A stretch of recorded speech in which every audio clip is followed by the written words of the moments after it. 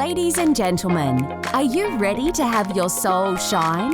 It's time for the Girlfriend Hour.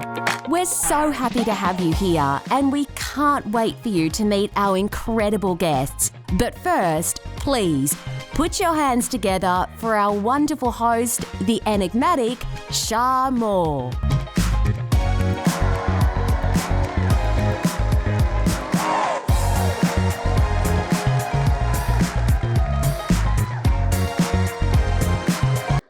Hello, my lovely girlfriends. Welcome to another hour of the Girlfriend Hour. I'm so grateful that you've joined us for this incredible show. Today is a huge dose of positivity straight from the heart. We've got some fantastic stories to share of resilience, persistence, tenacity, and power from our wonderful guests.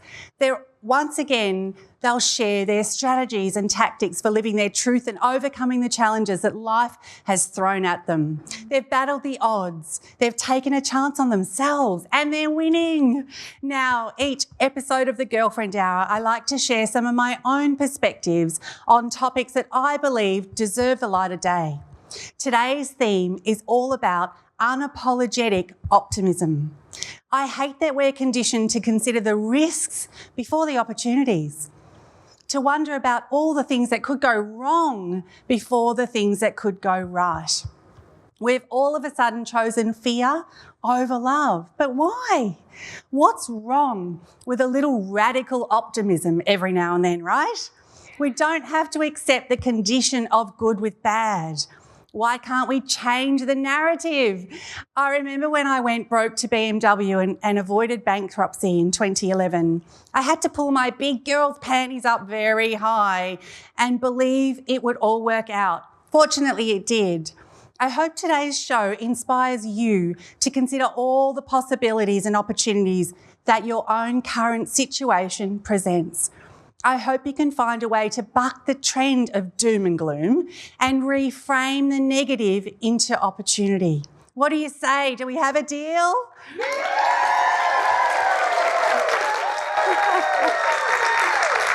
And on that note, I'd love to invite our first guest for our show, a woman who's turning the seemingly negative experience of transitioning to aged care into a positive rite of passage. Savannah Falzon. Savannah is the founder of Retirement Care Solutions, a business helping guide people through the transition to aged care. Savannah saw the need for these services after the loss of her own father and saw an opportunity to combine her real estate experience with the opportunity to help others through a very confusing and overwhelming life stage.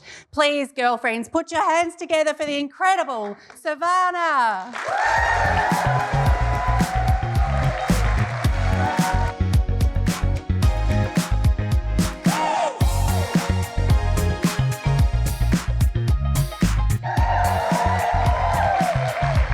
Well, you're looking beautiful, my friend. Thank you. Savannah, what's the hardest aspect of transitioning aged care, senior citizens into aged care? There's a lot of emotion. There's a lot of emotion from the person that's actually going into care, as well as the family. But the one thing that I have found the most difficult was the letting go. So family finding it difficult to let their loved one go through that transition. Sometimes they hang on for that little bit too long, and it's a really difficult process. And then the client themselves, the person that needs to go into care, can find it quite difficult, particularly if they have dementia or Alzheimer's. That's a difficult transition when it's left that little bit too late. Yeah, so the letting go is very hard. Definitely. And Savannah, it must be very emotional for them, but also the family. Yeah. So how does that process work? What are some things that you guide your clients through? It's also difficult for me because I treat my clients as if they were my mum and dad. So I ride the journey with them. So we really handhold both the family and the client through the journey, and we ensure that it's as smooth, as easy. I have a client transitioning today, so I've been communicating and just making sure that all is well with them. So they're never far from my mind either. Oh, aren't you beautiful? There must be some truth bombs that you've had shared with you over the time. Can you share any with us? What I have found in the time that I have been doing this, and also with my own mum and dad, is enjoy every moment. We don't know when the last one is. We also don't know what tomorrow is going to bring. So stay in that present time with them and learn to be patient, because it is a difficult time.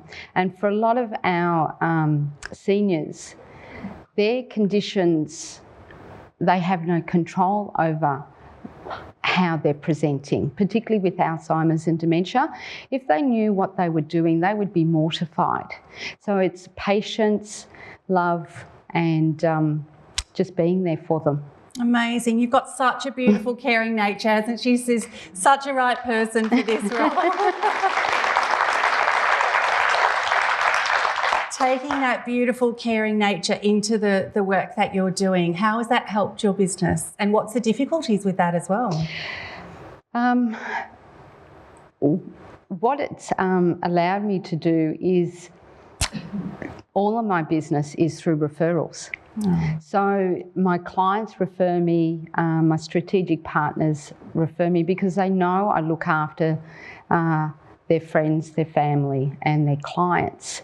For me, it's really important to stay in check of my own well-being so I can continue to give.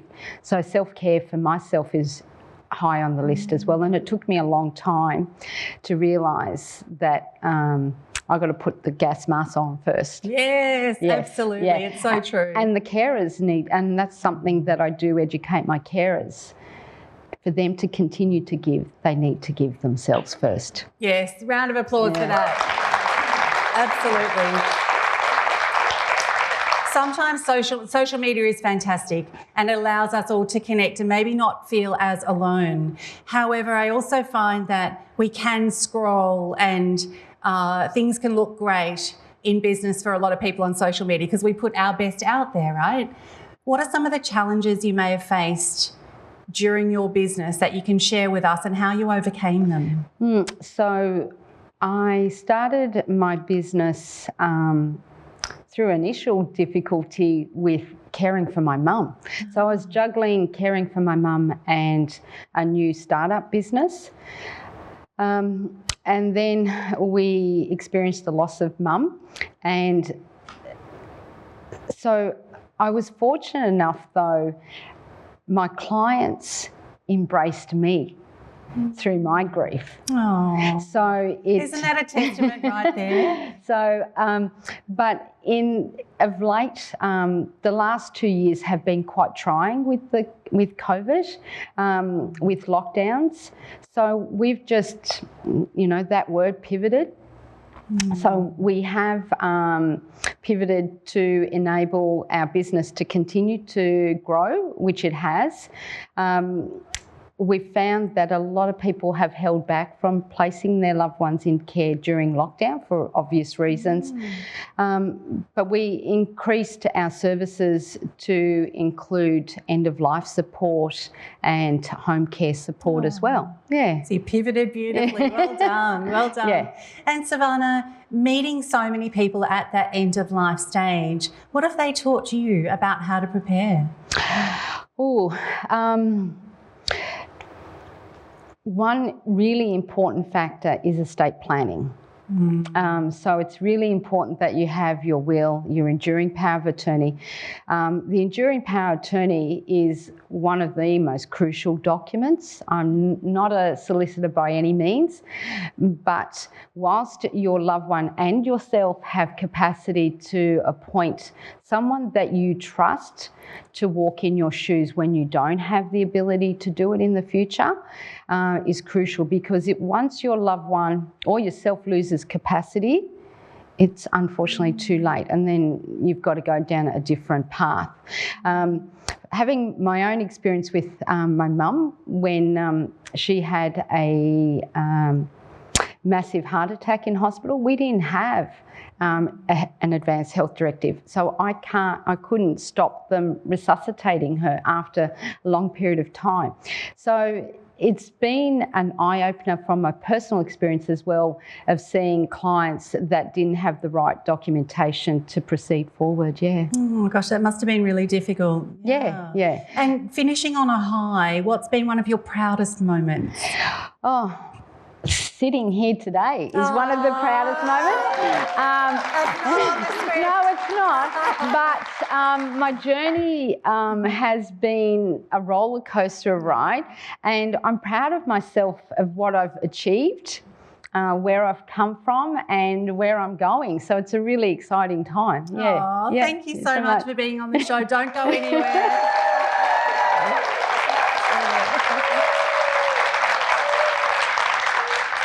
I don't know about you guys, but once I hit my 40s, I started watching a lot of relationships around me start to implode. Something about that decade that has people reassessing, growing in different directions and finding themselves wanting different things from life all of a sudden.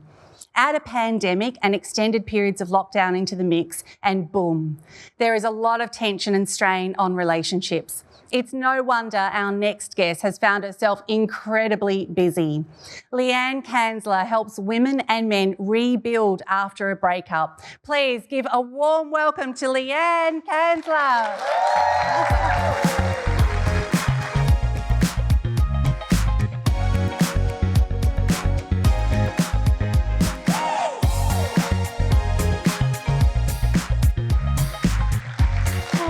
Check out the Dax girlfriend. Stunning. Thank you. Oh my gosh, where do we start? So much to talk about. How busy has the pandemic made you? Relationships that were normally separated by work, lots of travel, are now grounded together. It's been really interesting. Some couples have thrived because they were spending too much time apart and they got to really get to know each other again. But a lot of couples, they didn't get that distance and it became incredibly difficult, and they realised that I can't put up with this person for the rest of my life. It kind of showed them the truth of where they were at, which is horrible in one way and fantastic in another way. How did you find your own focus on this path? How did you find yourself helping them through their breakups? So many different ways, but my main focus is the emotional aspect of it. You know, there are intense emotions with divorces and separations, and it has been likened to a death. So there's so much grief, and not being able to get that emotional support prolongs the grief. For some people, I had one guy come to me after 10 years of being separated. And fortunately, just with a little bit of support, he was able to make some massive changes in a very short period of time and come back to himself. So my role, as I see it, is to empower people to rediscover who they were before that relationship and become their true self again. That's great. That's great advice. Yeah. What's some sage advice for anyone struggling with their relationship that you can give them on this show? If there's any hope, if you think there's any hope, do not wait too long to get therapy. So many people come to therapy when one person is already halfway out the door, and that makes it so much harder. But truly being honest in a vulnerable way is really hard. But it makes a massive difference to be able to say to someone, I'm not coping with our relationship. I really need us to work on this. I love you, but I'm dying inside. All the things that I had to say to my first husband. And to be able to listen to what your partner says, even though it could be incredibly painful. So they feel seen and heard and validated. Yeah. Yeah, amazing. It's so true. And you do a lot of work with men. Yes. Take us through that journey and the advice and support you're giving and the results that you're getting with men. I love working with men. A lot of female coaches don't work with men. I'm not really sure why, to be honest, because when a man decides that he wants help, he really wants help, and he's ready and he's open to listen. And often a guy just needs someone to truly hear him. And it's such an honour and a privilege for a man to come to me and say, this has happened more than once, you know, I'm over it, I'm ready to take my life. And to be able to listen to what's happening and help him see hope again is just a beautiful thing, and to help him understand, you know, his depression or his anxiety and give him language to express himself.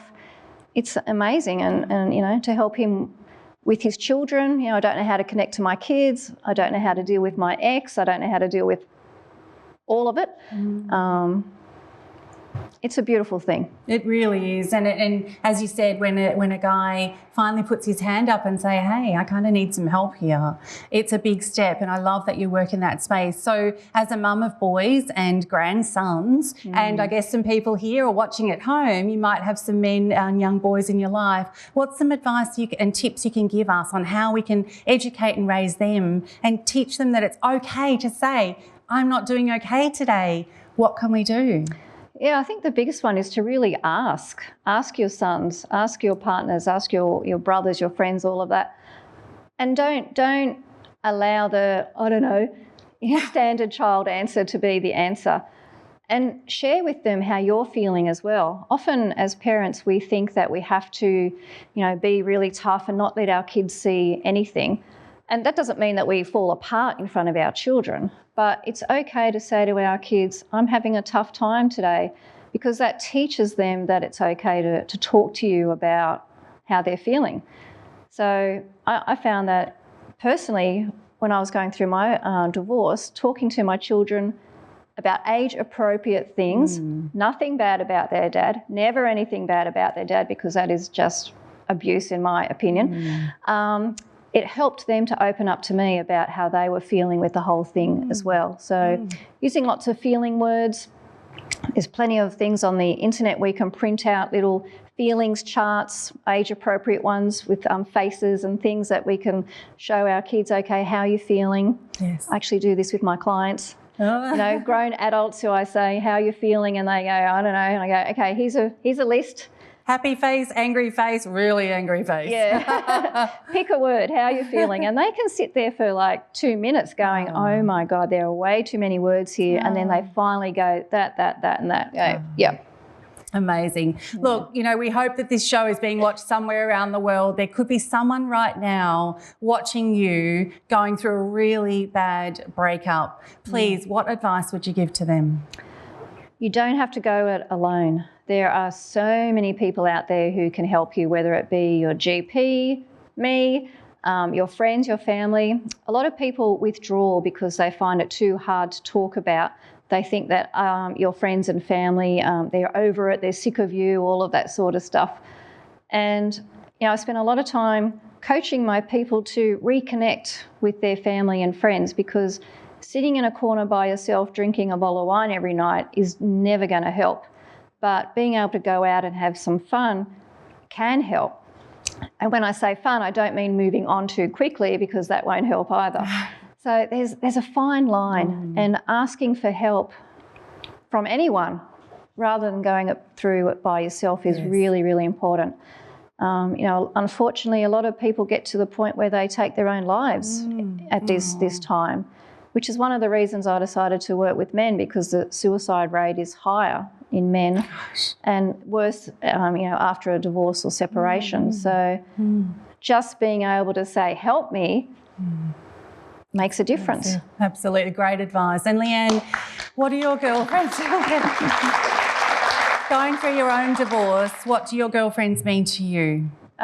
Everything. I have got amazing girlfriends, and you know, we talk to each other about crazy things, deep and meaningful things, business, partners, relationships, the moon cycles, the menstrual cycles. We talk about everything. We talk all about all the cycles. Yes. Yeah, and without them, I probably wouldn't be sitting on this lounge today, because they're really supportive and to be open and honest like that is a gift. It's everything. Yeah. It's everything. Speaking of D&Ms, let's go have one, ladies. Okay.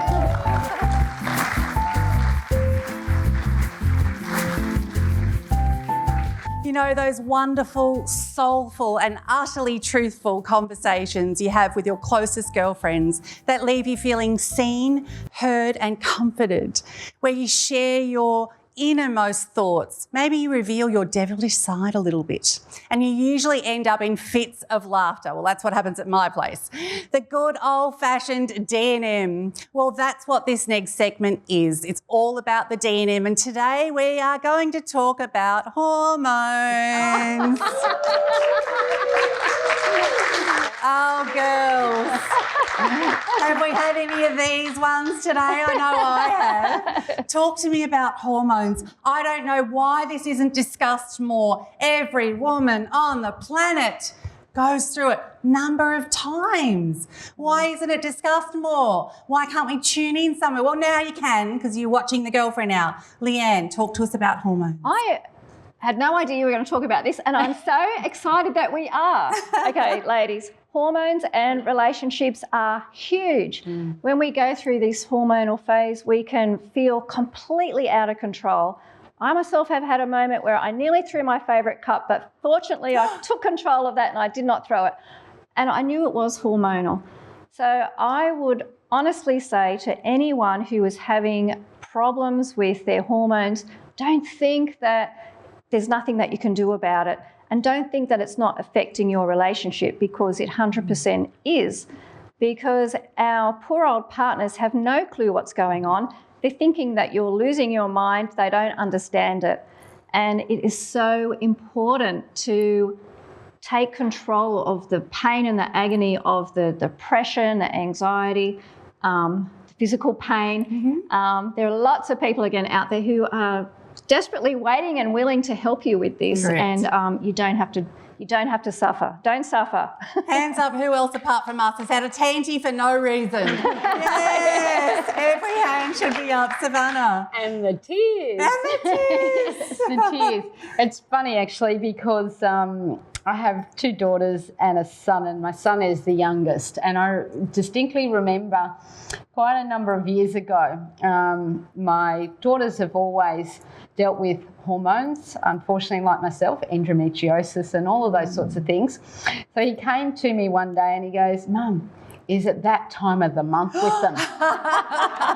So not only do our daughters, our mothers, ourselves deal with it, as Leanne has said, it has a ripple effect.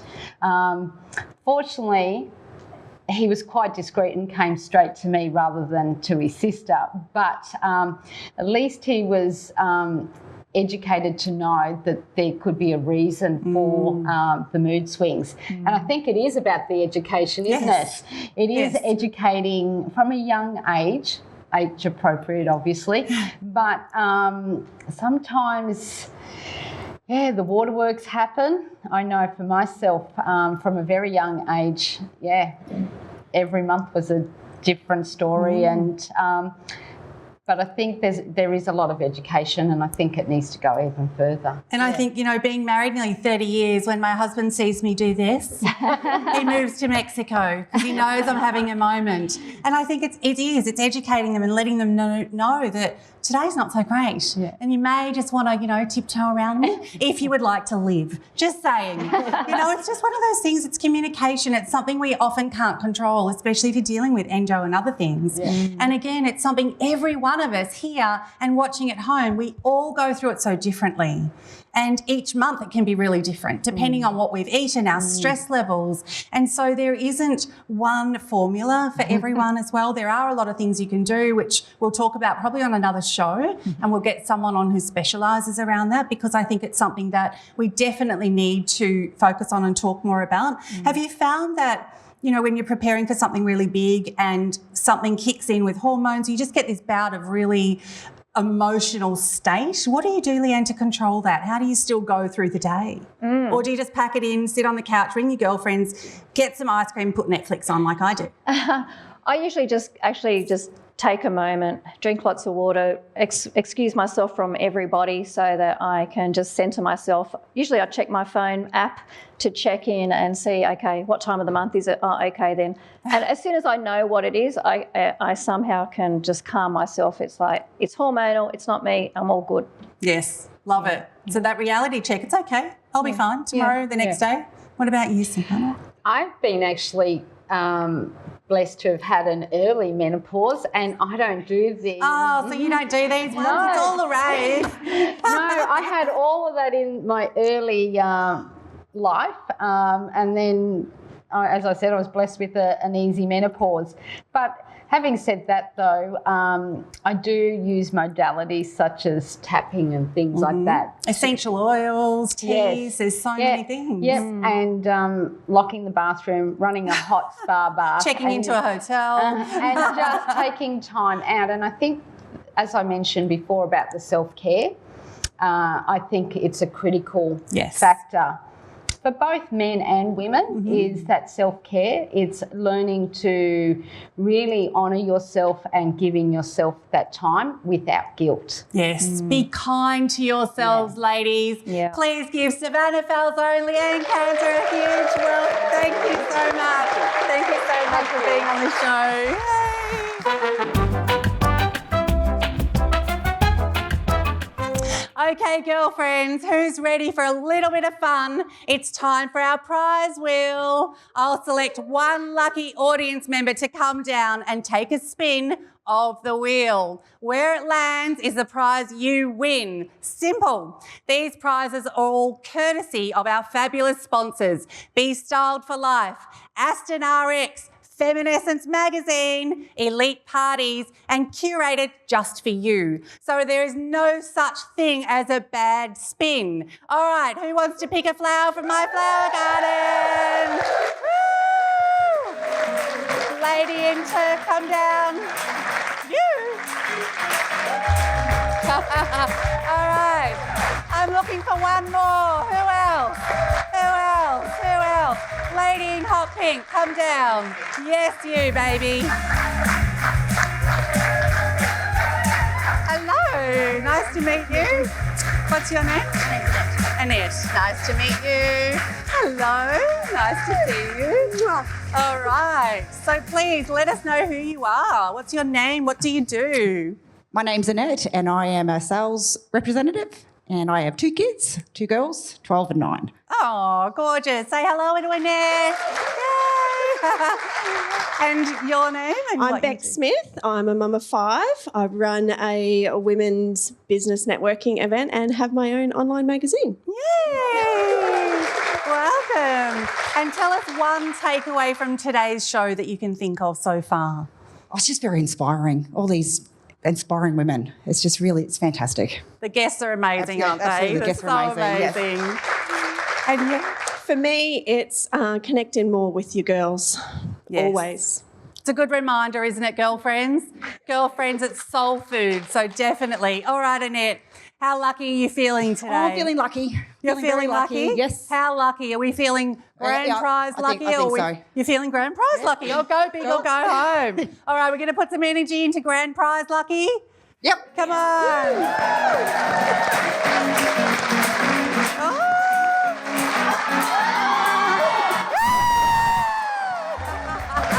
Grand prize lucky. Woo! Well done.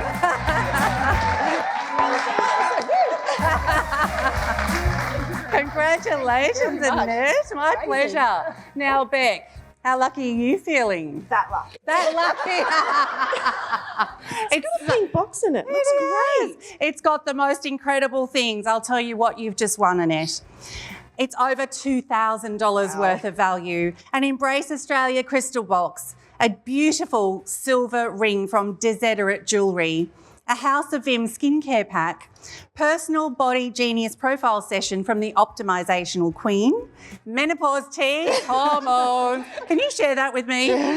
The Feminescence gift box and a pain relief kinesiology session. Fantastic. Congratulations. Thank you so much. Thank you. All right, Beth, show us your lucky charm. Let's go. Give her a clap. Come on.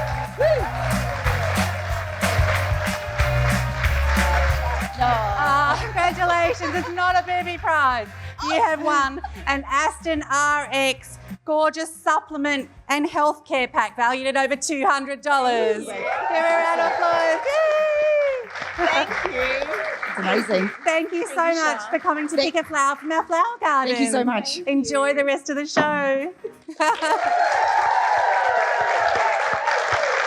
We'll be back right after this. Are you loving the Girlfriend Hour so far? We hope you've been inspired by the wonderful women you've seen sharing their stories. Do you have an inspiring story of your own to share? We're looking for magic just like yours. Be featured in Feminescence magazine and start your own exciting media journey. Join many other fabulous women who've been profiled in Feminescence magazine. Unlock access to an international audience, propel your career and expand your network. Make today the day you back yourself. What are you waiting for? Visit feminescence.com.au to find out more. Okay, my lovely girlfriends, our next guest is an absolute comeback queen. After hitting rock bottom following a devastating miscarriage, Bridget Foliaki-Davis was using food and alcohol as a mask. She found herself deeply depressed and addicted to food. Not a stranger to fighting back, Bridget made the decision overnight to tackle her addiction one meal at a time. She made a conscious decision to make each meal a healthy one. Fast forward 6 months, and that simple choice saw her a staggering 35 kilos lighter. Her comeback story quickly gained a following, and through inspiring others, she's now an author, a celebrity chef, and now the owner and CEO of Bridget's Healthy Kitchen, where she boasts a 7-figure turnover. It is my absolute pleasure and privilege to welcome Bridget to our show. Please give a warm welcome to Bridget Foliaki-Davis.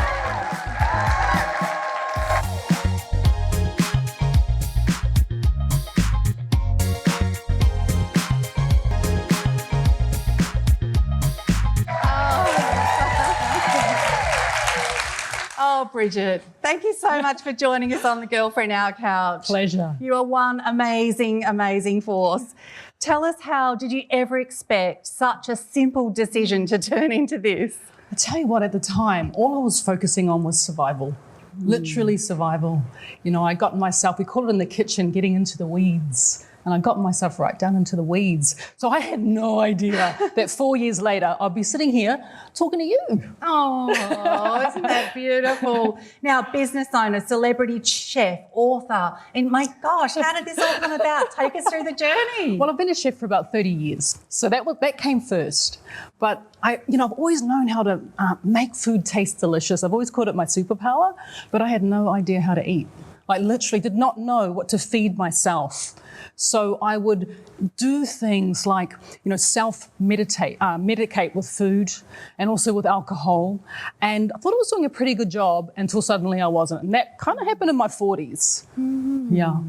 And so this relationship with food has been pretty much, villain or hero. And so how have you been able to overcome that? How did you switch from food being the villain to food being the hero? Give us some tips, please. Because jam donuts, I got permission on another show to eat my jam donuts, by the way, just saying. But take us through that process. It's almost like having one person on your shoulder who's saying to you, you've got this, you can do this. And the other person saying, that's wrong, you shouldn't be eating that. And I literally would use food either as a reward or I would use it as a punishment. And I was either rewarding myself because I've done a great job today and here off I go, or it's like, you've been really terrible and you're not a great person, so you need to punish yourself with food. So it was always this kind of hero-villain, thing that was happening.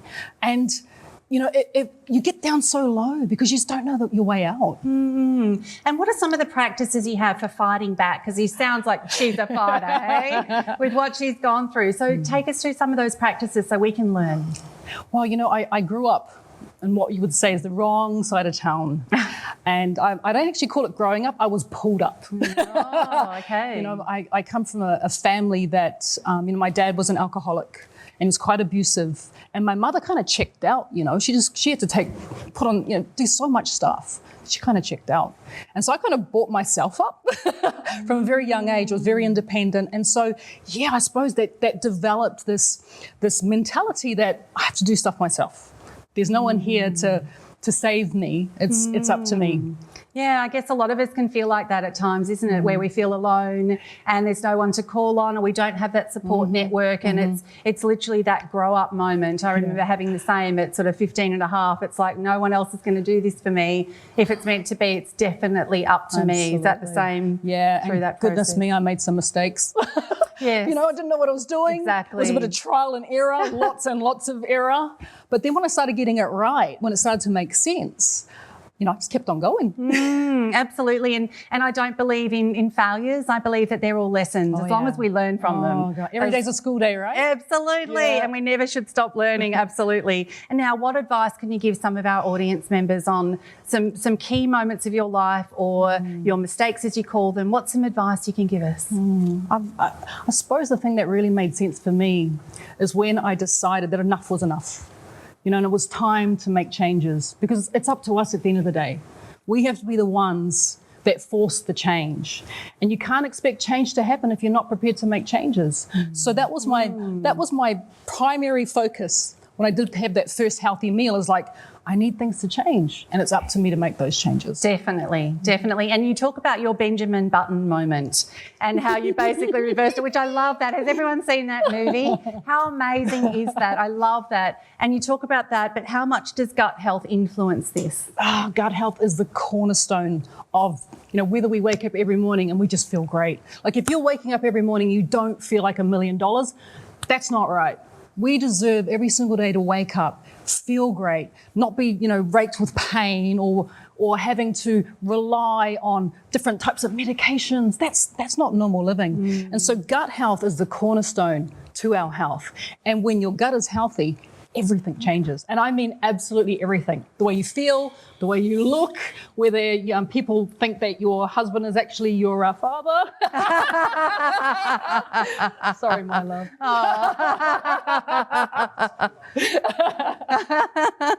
Now, girlfriend, Oprah, tell us about the Oprah moment. I love the Oprah moment so much, and she's as amazing as you can possibly imagine. Yes. So we moved to Australia about 15 years ago for me to take over one of the most famous restaurants at the time in Sydney, and I was the head chef.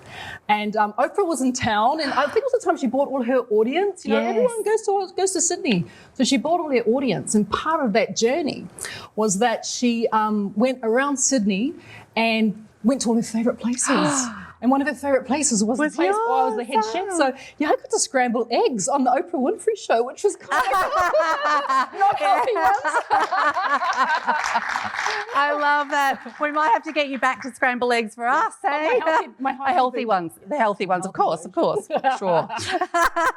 What's been your biggest pinch me moment, Bridget? Well, I have to tell you, I've had a few. I feel like I've been very blessed even in the last 4 years. But I think what would stand out for me the most was my second cookbook that I wrote. So I've written 6 in total. My second cookbook that I wrote was named as one of the best cookbooks in the world for the last 25 years. Oh my gosh! That is brilliant! What a moment! It was more of a slap.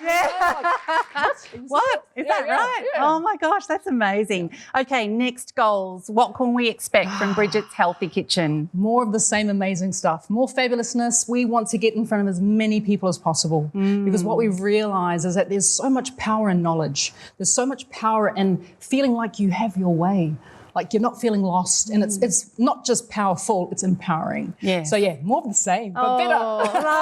Love that. Now, growing and scaling a business to this size, there are always challenges. Take us through some of those, and how did you get through them? Well, I've been really fortunate. So my husband, Mahe, he has been the driving force behind Bridget's Healthy Kitchen. I would say he's the brains of the operation as well. So having him there has really helped, because it's been a really quick climb, and we just want to make sure that everyone that comes to us, we can look after them, you know. I don't want anyone to feel like they're left behind. So it's been an incredible journey, and I look forward to so much more. Yes, so much more. I can see there's a lot more oozing out of you, your creator. Now, you also became a certified nutritionist. Why did you do that, and how has that helped your business? Well, I realised that one of the most fun things for me is to always feel like I'm learning something, because it's not just about creating recipes, which is amazing and I love doing that, but it's also about sharing why we eat the food we eat and what it does to our body. And once we begin to understand how our bodies actually work as opposed to how we think they might work, once again, we have that power. We are empowered to make the right healthy decisions for our own bodies. Yes. So yeah, that's why I did it. Love it, love it. That's so great. And what role does alcohol play in weight management? Well, alcohol can be a bit of a tricky one, and from someone who's coming from a place of relying really heavily on alcohol to no longer feeling that way, is that the thing that I've realised when it comes to alcohol is that it's nice to have a drink, right?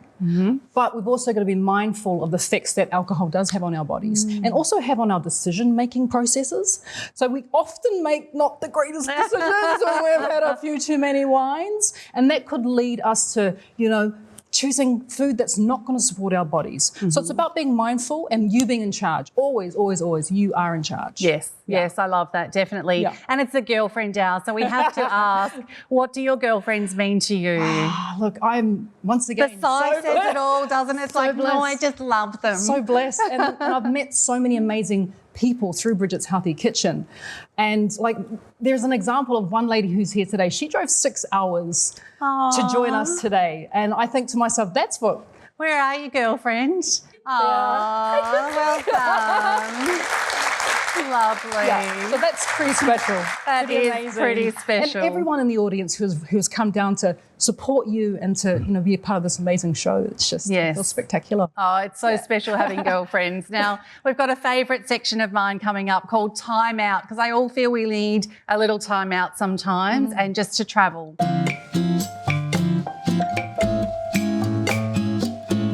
From Positano to Paris, Vietnam to Vaucluse, travel is the most wonderful and eye-opening experience. I just love it. And I love hearing how people are starting to explore again. The travel bug is alive and well.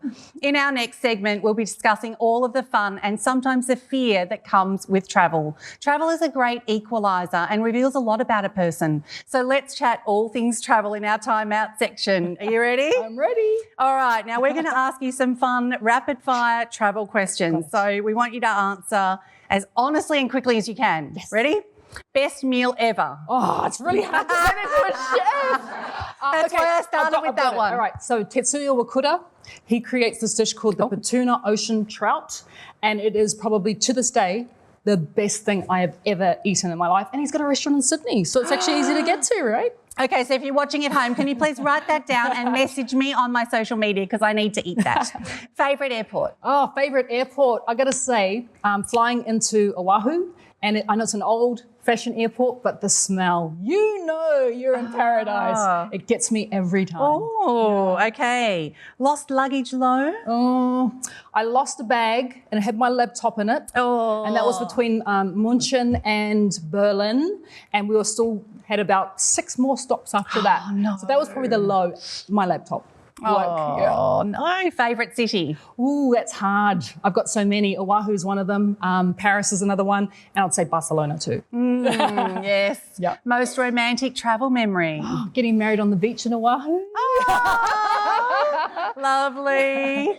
What's on your travel bucket list? Portugal, Hungary as well. And I'd love to go to Patagonia. Oh, okay. Famous in-flight encounters. No, I can check it. You can check. I'm sitting in business class. Doesn't happen all the time, but every now and then you get to sit in business class. And an ex walked past me on his way to coach, and he's the guy who said to me, "You'll never make anything of your life." That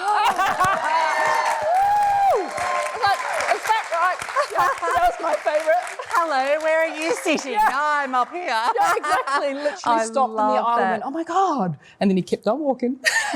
That is priceless. What a moment. Which country has the friendliest people? I'm going to say New Zealand. New Zealand, of course. Because I'm a Kiwi, but in saying that as well, I love Aussies. It's why I've been here for so long. Yay, we're glad you're here. What can't you travel without? My water bottle. Water bottle. Yeah, absolutely. My water bottle every time. In fact, I get a little bit panicky if I have worked out I don't have a water bottle with me. I thought a chef would say a garlic press, but I'm glad to hear that it's something a little bit more normal. What's your favourite foreign word that you can say on the show? Okay, I'm wearing it. Oh yeah. I can see that. So, malama aina. Now this phrase, malama aina, this phrase is native Hawaiian, so kanaka maoli, and malama means like caretaker or someone who looks after something, and aina means land, so it's the caretaker of the land. But I feel that our bodies, this is our land, right? In Māori we call this whenua. This is my whenua, and so my job is I look after people. I caretake their bodies.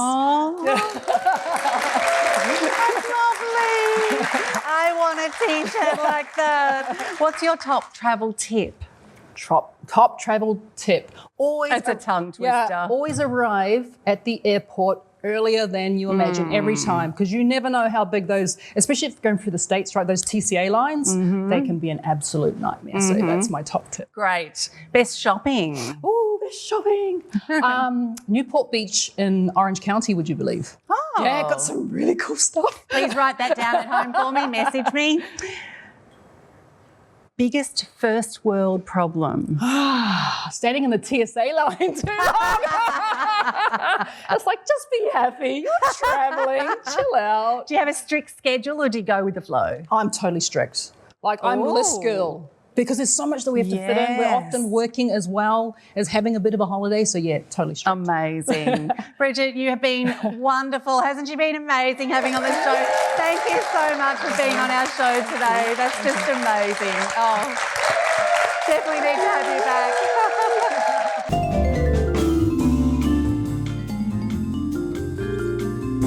Our torch segment is up next, and it's all about shining a light on incredible person, business or topic, or all of the above. For this show, I really wanted to set the podium for some pretty awesome change makers, and today's guest is just that. There are wellness programs and then there are wellness programs purposely designed for women to take into consideration our cyclic hormonal experience. I mean, about time, right? And now I'm so excited to introduce you all to the incredible Naz de Bono, founder of Xali, a wellness program with a twist. Xali is a training and dietary program that caters to women going through biological changes, whether that's your monthly cycle, trying to get pregnant, or menopause.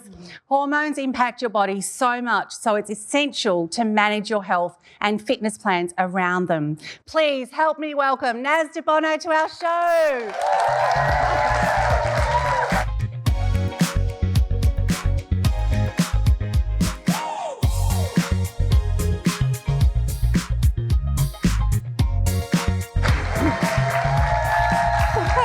Definitely getting the vibe today that I need to get healthier, eat better and go on your program. Sign me up for everything. All right, tell us all about Xali. Oh, my goodness me. Do you know what? It's hard for me to put this into words because it's my baby and I've been growing it. So I'm a trainer of 22 years and I always prided myself on keeping myself in shape, right? And happy and feeling good. And then I woke up one day and it all changed. So I realized that as go through hormonal changes, we have to adapt the way we change things. I've always been an intuitive trainer, an intuitive movement. I'm a kinetic teacher. So I wanted to bring it both together. As women went through hormonal changes, allow them to understand if you check in with how you feel, then you're going to know what's the best movement for you. And we started building a platform that would do that so I could create me in everybody's living room. So I didn't just have to see clients on one-on-one, I could actually help everyone. That's what I really want to do, that's my passion. That is amazing, isn't it? So it's tailored and individual. Well done. Now let's talk hormones. It's been a topic we've discussed already today, and particularly women in their 40s and 50s tend to shy away from discussing it.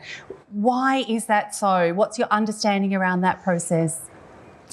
Wow. all you got to say is menopause, and you just see everyone kind of go.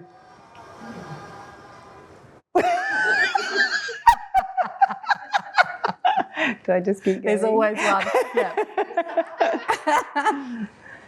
Let's talk hormones.